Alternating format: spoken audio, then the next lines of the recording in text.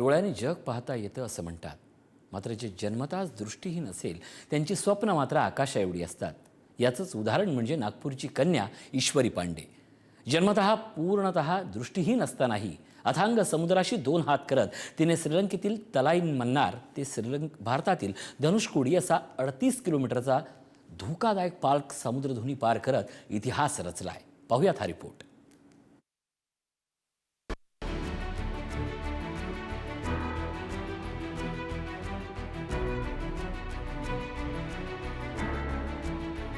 प्रचंड लाटा, वेगवान प्रवाह, जेलीफिशचा धोका आणि समुद्राचं रौद्र रूप.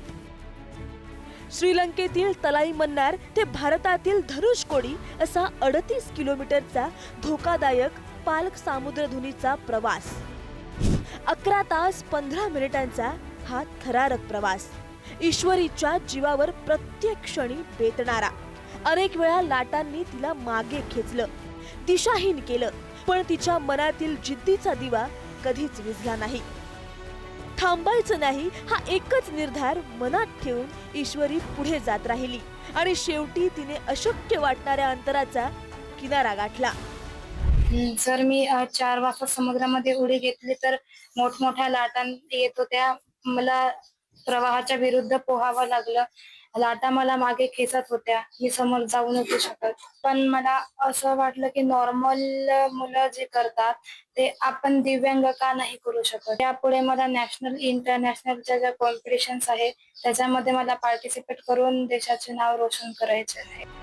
ईश्वरीने जागतिक विक्रम केल्यानंतर नागपुरात तिच्या स्वागतासाठी जल्लोष पाहायला मिळाला.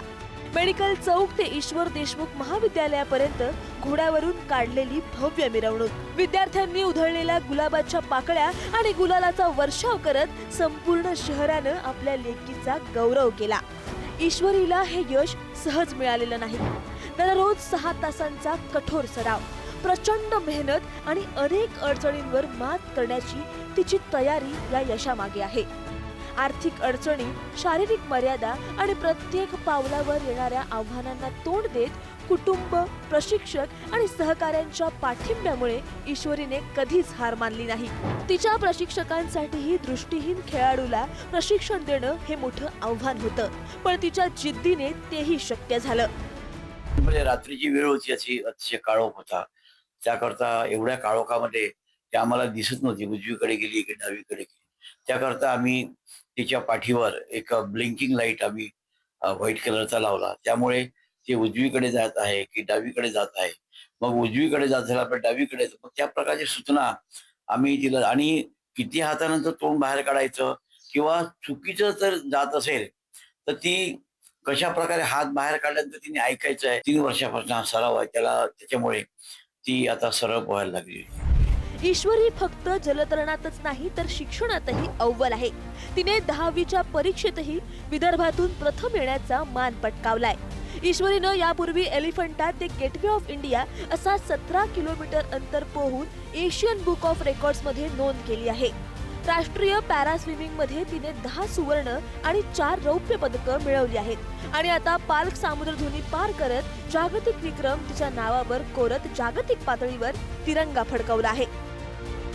मुलीने एवढा मोठा पल्ला गाठला तर आनंद तर सर्व पालकांना होणार. तर मलाही माझ्या मुलीचा आनंद होत आहे, पण त्यामागे मेहनत खूप काही तिचे कोच संजयजी बाटवे यांचा आहे आणि इतर लोकांचं पण मार्गदर्शन आणि हे टीम वर्क होतं. काही एका व्यक्तीचं काम नव्हतं.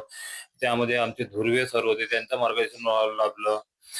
स्पेस स्विमर होते 3-4, भावी राजगिरे, वैद्य सर, ईशांत पांडे. ईश्वरी पांडेचे हे यश केवळ एका क्रीडा प्रकारातील विक्रम नाही, तर ते जगातील प्रत्येक दिव्यांग व्यक्तीसाठी आशेचा किरण आहे. अपंगत्व हे शरीरात असतं, मनात नाही, हे तिनं आपल्या कर्तृत्वातून सिद्ध केलं आहे.